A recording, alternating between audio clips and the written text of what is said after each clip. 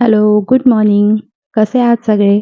मी हर्षला स्वागत करते तुमचं माझ्या यूट्यूब चॅनल मी अँड माय डेमध्ये. तर मी आज फिश मार्केटमध्ये गेली होती आणि मला खूप छान फ्रेश असे फिश मिळाले आहेत. मी सुरमई, कर्ली आणि प्रॉन्स आणले होते. तर म्हटलं माझी पद्धत, माझी रेसिपी काय आहे ते तुमच्यासोबत शेअर करावी. त्यासाठी मी हा व्हिडिओ बनवला तर व्हिडिओ शेवटपर्यंत पाहत राहा. तर इथे फिशला मॅरिनेशन करण्यासाठी मी आलं लसूण पेस्ट बनवते. तर मी सेम प्रमाणात आलं आणि लसूण घेतलेले आहे आणि थोडी कोथिंबीर घेतली आहे. तर कोथिंबीरमुळे काय होतं, फिशला एक टेस्ट पण येते आणि जो फिशचा असा थोडा स्मेल येतो, तो थोडासा ह्याच्यामध्ये कमी होतो. म्हणून मी थोडीशी कोथिंबीर घालते फिश करताना आणि त्याच्यामध्ये थोडंसं मी ऑइल पण टाकले. ऑइलने काय होतं जर आपण ती स्टोअर करून ठेवणार असू खूप दिवस तर त्याचा कलर तसाच राहतो. त्याच्यामुळे मी थोडंसं ऑइल टाकते. तर इथे बघा मी एक-एक फिश घेऊन व्यवस्थित ते साफ करते. आता फिशमध्ये ना अशी घाण असते थोडी अशी काळ्या कलरची, तर ती आपल्याला बरोबर क्लीन करता आली पाहिजे. तर ती जर तशीच राहिली ना, आपण तर फिश खाताना आपल्याला कडूपणा जाणवतो. त्याच्यामुळे ती काढून असे व्यवस्थित स्वच्छ करून घ्यायचे. तर माझे दोन्ही फिश इथे स्वच्छ करून झालेले आहेत आणि कर्ली करताना ना मेन आपल्याला सांभाळून करायची आहे क्लीन कारण त्याचे खूप मोठे काटे असतात आणि खाताना पण सांभाळून खायची आहे. आणि दुसरी गोष्ट म्हणजे कर्ली करताना त्याचा जर सार बनवला, तर त्याच्यामध्ये खूप काटे-काटे होतात. तर तसं होऊ नये याच्यासाठी मी एक टिप सांगणार आहे तुम्हाला. तर तुम्ही शेवटपर्यंत व्हिडिओ पाहत राहा. तर इथे मी ना फिशला लावण्यासाठी पूर्ण पेस्ट बनवून घेते.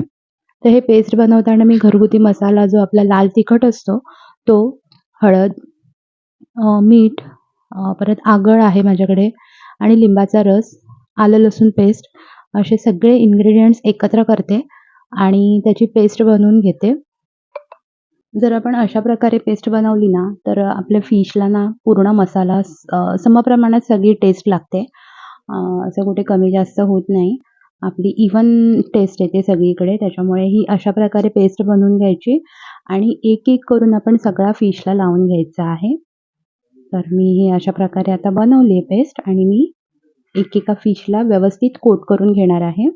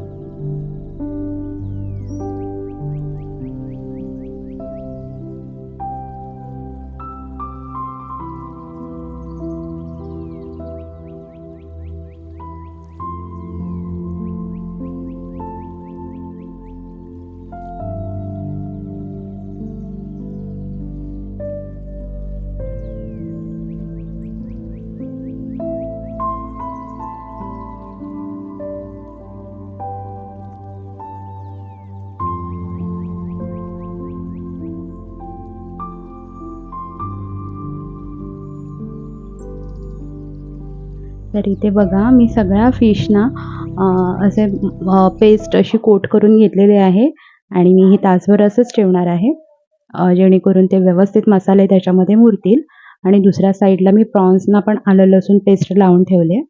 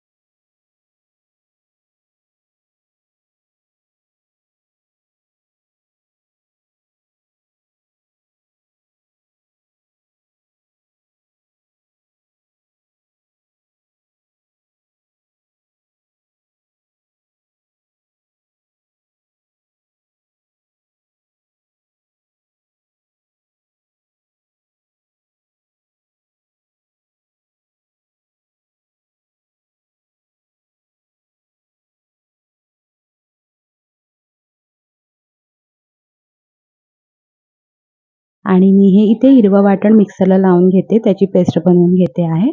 याच्यामध्ये मी आपलं खोबरं, टोमॅटो, कांदा, जिरं, लसूण, कढीपत्ता, मिरची, कोथिंबीर हे सगळं असं साहित्य टाकलेलं आहे आणि तिखट मसाला, हळद मी तेलात टाकणार आहे म्हणजे त्याचा कलर छान येतो.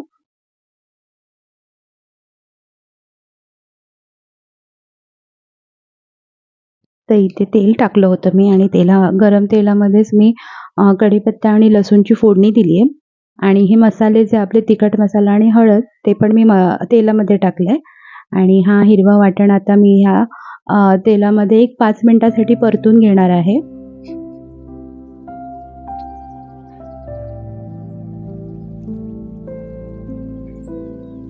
तर मी हे 5 मिनिट असं गॅसवर अगदी कमी फ्लेमवर असा मसाला परतून घेतल्यानंतर बघा तो किती छान कलर आलाय त्याला. आणि मी दुसऱ्या साईडला ना गॅसवर गरम पाणी करायला ठेवलं होतं. तर मी थंड पाणी शक्यतो जेवणामध्ये नाही टाकत, थोडंसं गरम करून टाकते. म्हणजे ते त्याच्यामध्ये खूप छान प्रकारे शिजले जातात सगळे इन्ग्रीडियंट्स. आणि ह्याला ना मी आत्ता ह्या स्टेजला मी पाणी थोडं करून अंदाज घेऊन असं टाकते. म्हणजे जास्त खूप पातळ पण आमच्या घरामध्ये कोणाला आवडत नाही. त्याच्यामुळे थोडंसं ठीक असतं ते. तर मी असं थोडं करून पाणी मला जेवढं हवंय तेवढं मी टाकते आता. आणि हे जे आपण पाणी टाकल्यानंतर आहे ना, ही ही जी ग्रेव्ही असते ह्याला एक 5 ते 10 मिनिटं ह्याला मोठ्या गॅसवर उकळून घ्यायचं आहे. म्हणजे जे आपलं खोबरं वगैरे आपण जे टाकलेलं असतं ते त्याच्यामध्ये शिजतं आणि नंतर मग आपल्याला त्याच्यामध्ये फिश टाकायचे आहेत. तर मी इथे वरतून थोडीशी मिरची पण टाकली आहे म्हणजे तशी टेस्ट छान येते.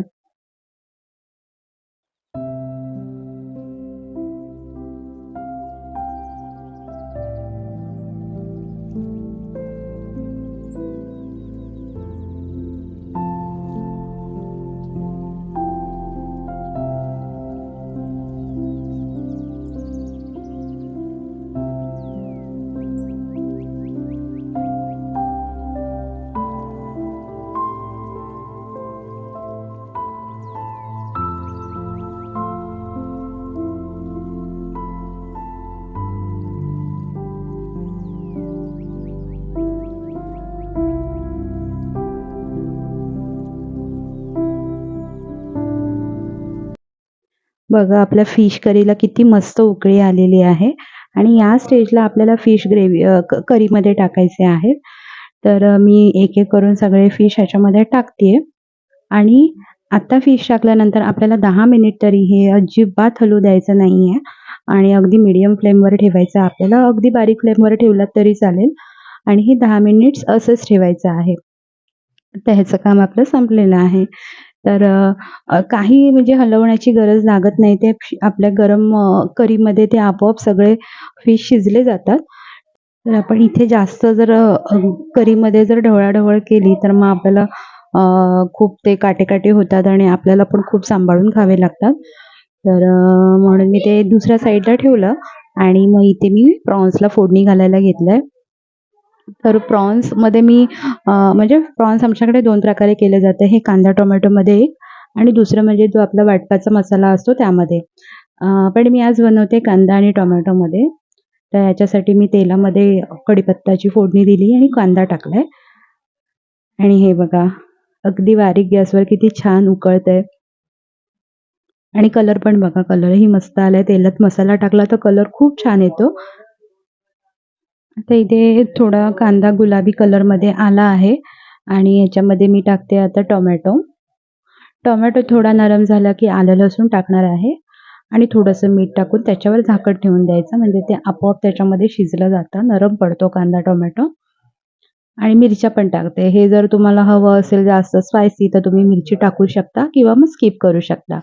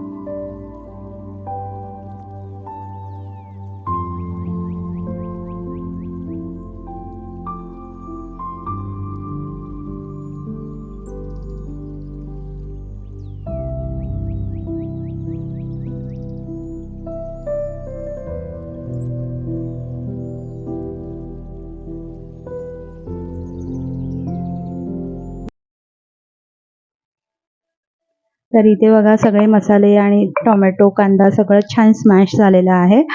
आणि इथे मी 2 मिनिटासाठी मी प्रॉन्स पण परतून घेणार आहे तेलात.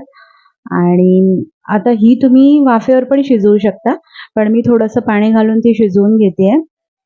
तर म्हणजे तुम्हाला जर पाणी हवं असेल म्हणजे पातळ असं ग्रेव्ही हवी असेल तर तुम्ही थोडंसं पाणी टाकू शकता किंवा ड्रायही करू शकता. आता मला थोडंसं ड्राय करायचं होतं त्याच्यामुळे मी थोडंच पाणी टाकलंय आणि त्याच्यामध्ये हे शिजवून घेते आहे. तर ह्या म्हणजे हे मध्ये-मध्ये थोडं-थोडं हलवत-हलवत असं झाकण ठेवून तुम्हाला ते परतून घ्यायचं आहे. आणि एक म्हणजे 20 एक मिनिट लागतात हे सगळं आपल्याला शिजायला. तर या प्रकारे तुम्ही असं बनवू शकता.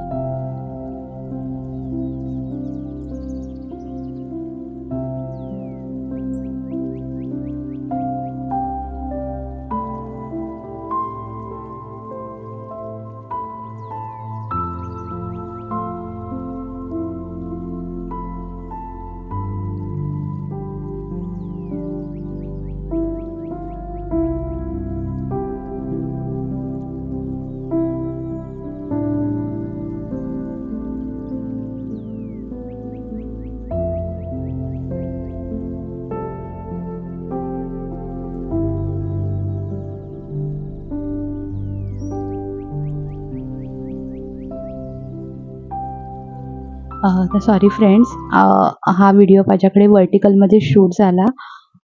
ॲक्चुअली हे मला नंतर कळलं. जेव्हा YouTube व्हिडिओ बनवतात तेव्हा ते हॉरिझॉन्टलमध्ये शूट करावे लागतात आणि हे चुकून माझ्याकडून असं शूट झालं. तर मी म्हणजे हे नवीन-नवीन व्हिडिओ चालू केलेलं आहे YouTubeवर टाकणं. त्याच्यामुळे मी पण अजून शिकतेच आहे. तर मला प्लीज समजून घ्या आणि थोडाच वेळ तुम्हाला असा व्हिडिओ दिसेल, नंतर कंटिन्यू पुढे बरोबर आहे. तर मी आता हे रव्यामध्ये तुम्ही बघितलात मी तिखट मसाला, हळद आणि मीठ टाकलं होतं. ते व्यवस्थित एकत्र करून घेतल्यानंतर ते मी फिशला कोट केलेलं आहे आणि हे अगदी लो फ्लेमवर मी फिश आपल्याला एक 15 मिनिटं तरी लो फ्लेमवर आपल्याला आलटून-पालटून ते फ्राय करावे लागतात. तर मी तसं करणार आहे आणि इथे रस्सा बघा माझा झालेला आहे. तो मी साईडला ठेवलाय. एका साईडला प्रॉन्स शिजतात आणि एका साईडला फिश फ्राय होतायत. तर अशा प्रकारे तुम्ही हे फिश फ्राय करू शकता.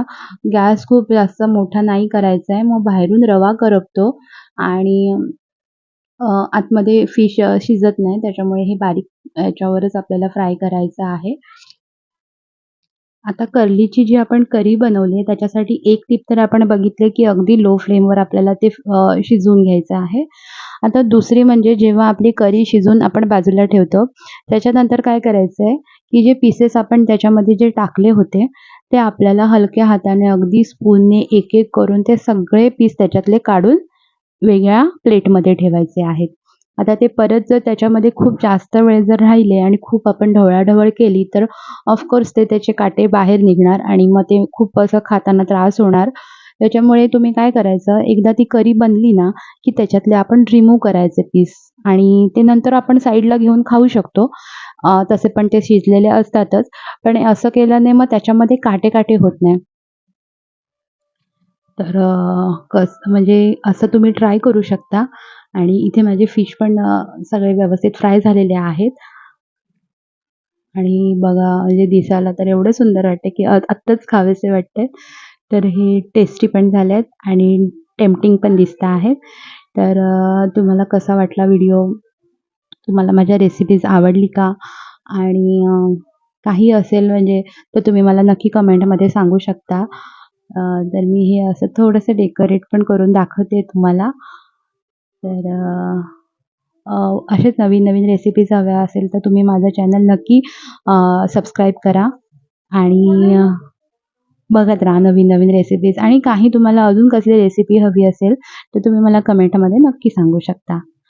तर चला ठेवते मी आता एक जेवणाचा आस्वाद घेते आणि थँक तुम्ही की माझा हा व्हिडिओ बघताय त्यासाठी. थँक